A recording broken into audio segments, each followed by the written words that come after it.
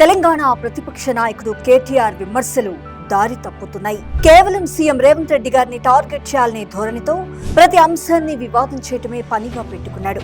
రైతుల మేలు కోసం ప్రజాప్రభుత్వం చేసిన పనులపై కూడా విషం చిమ్మటం బీఆర్ఎస్ దిగజారుడు రాజకీయాలకు పరాకాష్ట. నాడు యూరియా కోసం రైతులు ఎండలో వానలో క్యూలో నిలబడి అల్లాడిన రోజులు గుర్తులేవా?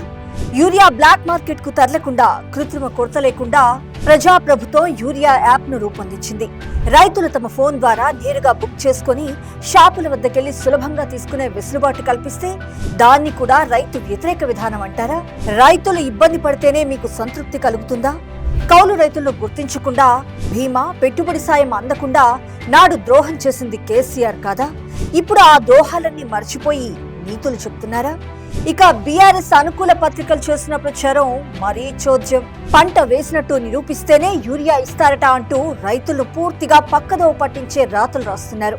నిజమేంటంటే కేంద్రం సరిపడా యూరియా ఇవ్వకపోయినా సీఎం రేవంత్ రెడ్డి గారు అదనపు కోటా కోసం పోరాడుతున్నారు.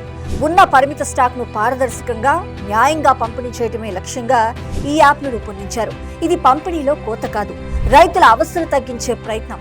రైతుకు ఆసరాగా నిలిచే ఈ విధానాన్ని కూడా సహించలేకపోవటం బీఆర్ఎస్ శాడిజానికి నిదర్శనం. గులాబీ నేతలు ఎన్ని కుట్రలు చేసినా రైతు పక్షపాతిగా ప్రజాప్రభుత్వం తన ప్రస్థానాన్ని కొనసాగిస్తూనే ఉంటుంది.